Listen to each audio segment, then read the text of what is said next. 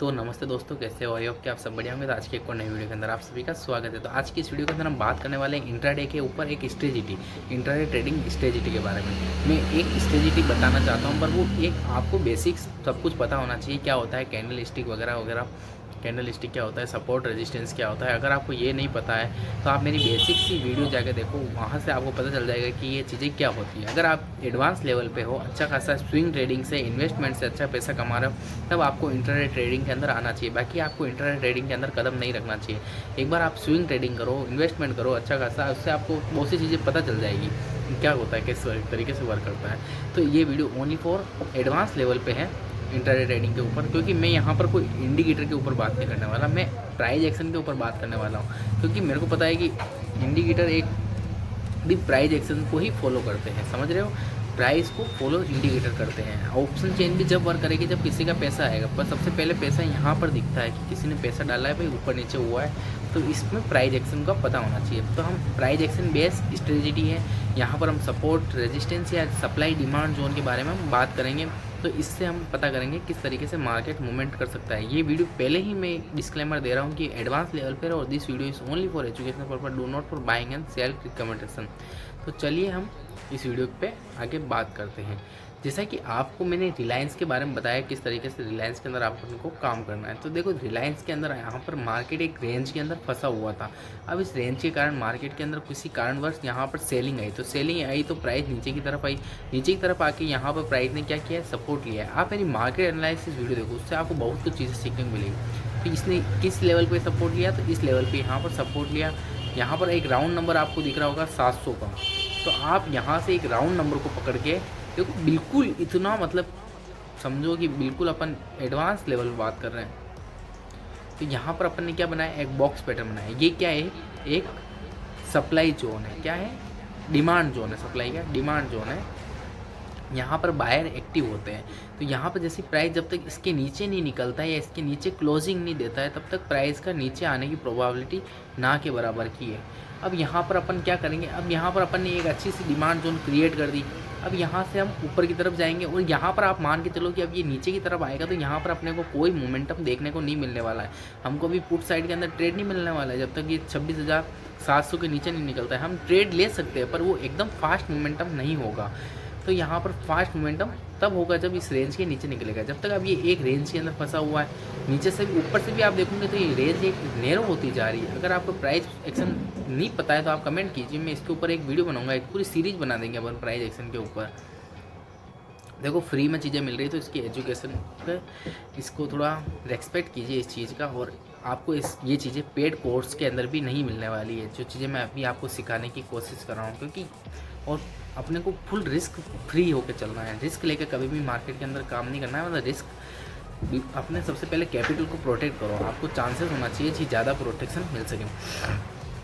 और ऊपर के लिए जब तक मार्केट अभी 26,060 की क्या 27,060 के ऊपर जब तक क्लोजिंग नहीं देता है, जब तक मार्केट के लिए एक ये जो रेंज है 26,060 की, तो यहाँ पर आप देखो तो प्राइस एक बार नीचे की तरफ आया, तो इसी लेवल के यहाँ पर मार्केट ने रेजिस्टेंस लिया, सपोर्ट लिया, ऊपर की तरफ आया, फिर नीचे की तरफ सपोर्ट लिया, फिर उसके बाद मार्केट नीचे की तरफ आया, फिर धीरे धीरे ऊपर की तरफ गया, फिर वापस इसी रेंज के यहाँ पर सपोर्ट ले रहा है।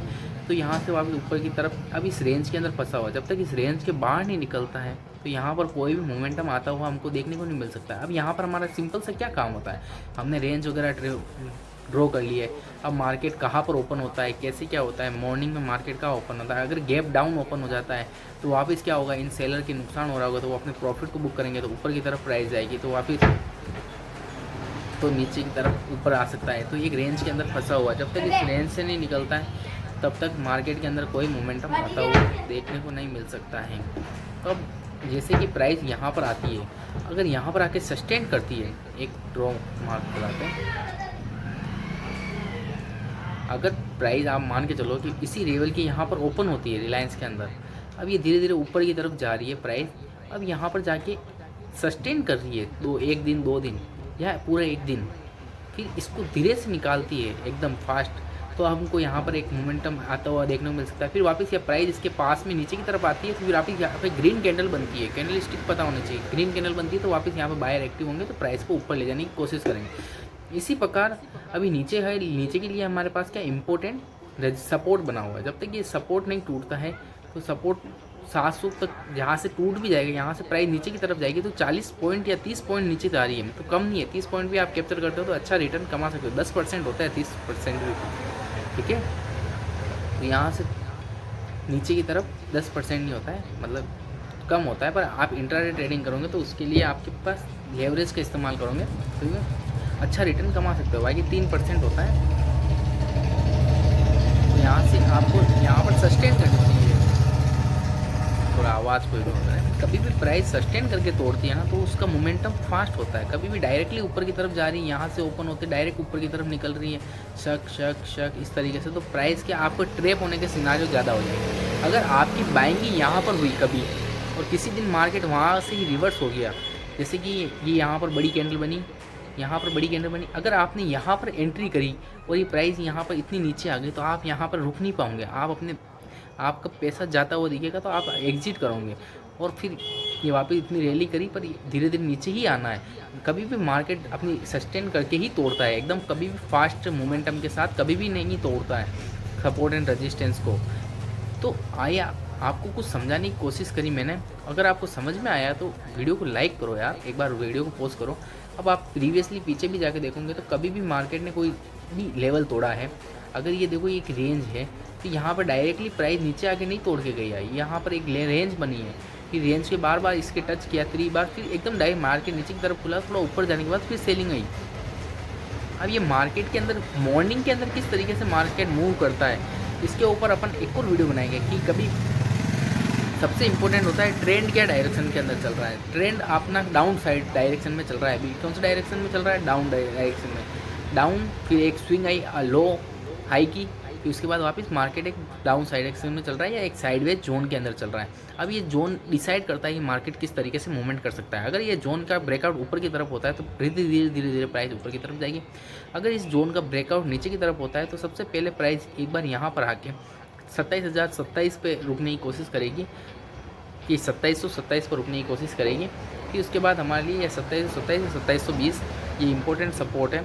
अगर इससे नीचे निकालती 2700 पे रुकने की कोशिश करेगी। 2700 एक राउंड नंबर है, एक साइकोलॉजी सपोर्ट नंबर है, तो वहाँ पर सपोर्ट लेती हुई हमको देखने को मिल सकती है। हो सकता है कि प्राइस यहाँ से ऊपर की तरफ जाए, जिस तरीके से ट्रेंड मूव करता है उस तरीके से प्राइस मूव करती है। तो यहाँ पर हमारी एंट्री स्टॉप लॉस कैसे होगा मैं बताता हूँ। जैसे कि प्राइस अगर यहाँ से ऊपर की तरफ जाती है, अगर प्राइस धीरे धीरे ऊपर की तरफ जाती है, फिर यहाँ पर सस्टेन करती है, आप मान के चलो सस्टेन करती है, फिर यहाँ से ब्रेकआउट होता है। अब इस ब्रेकआउट पर हमको एंट्री करनी है, कहाँ पर करनी है, ब्रेकआउट पर। और जो ये सपोर्ट रहेगा, रेंज रहेगी, ये रेंज कितने पॉइंट की है वो भी मैटर करती है। हमको कभी भी 10 पॉइंट से ज़्यादा का मतलब सपोर्ट 10 पॉइंट या 15-20 पॉइंट से ज़्यादा का हमको स्टॉप लॉस नहीं लेना है। अब यहाँ पर जो ये रेंज है, ये रेंज का ब्रेकआउट हमारा क्या होगा, एसएल होगा, और इस रेंज का जो डबल, इस रेंज का डबल हमारे पास टारगेट होना चाहिए। अगर ये 10 का है तो हमारे को ऊपर 20 पॉइंट कमाने हैं। 1:2 मिनिमम लेके चलना पड़ता है, क्योंकि किसी दिन आपको टारगेट आपका मिस हो गया तो 1:1 पे तो आप अगर 5 ट्रेड में पैसा कमाते हो, 5 ट्रेड में पैसा नहीं कमाते हो तो भी आप लॉस में हो, क्योंकि आपने चार्जेस और वो भी तो कैलकुलेट किए। पर अगर आप 7 ट्रेड आपके चल जाते हैं और 3 ट्रेड आपके नहीं चलते तो आप एक अच्छा रेशो कवर कर पाओगे। अगर आपके 3 में स्टॉप लॉस, 3 में टारगेट मिलते हैं, 7 में स्टॉप लॉस हो जाते हैं, तो भी आप 3 में आपने 6 स्टॉप लॉस के जितना पैसा कमा लिया तो भी आप हो नेगेटिव पर अच्छा खासा पैसा आपके पास होगा। तो 1:2 मिनिमम है, 1:1 लेने की कोशिश ना करें, 1:2 ले, और हो सके प्राइस नीचे की तरफ मूवमेंट करिए तो अपने कॉस्ट टू कॉस्ट भी निकलना पड़ सकता है। डिपेंड ऑन सिचुएशन, क्या सिचुएशन चल रही है। तो ये क्या आपको प्रैक्टिस करने से पता चलता है कि मार्केट के अंदर आप काम करोगे जिससे आपको सीखने को मिलेगा। तो यहाँ से हमने स्टॉप लॉस हमारा ये हो गया, टारगेट एंट्री हमारी यहाँ हो गई, 1:2 हमारा क्या हो गया, टारगेट हो गया। आई होप कि आपको वीडियो अच्छी लगी हो तो लाइक एंड शेयर करना ना भूलिए। चैनल पर नए हो तो सब्सक्राइब कीजिए। Thanks for watching.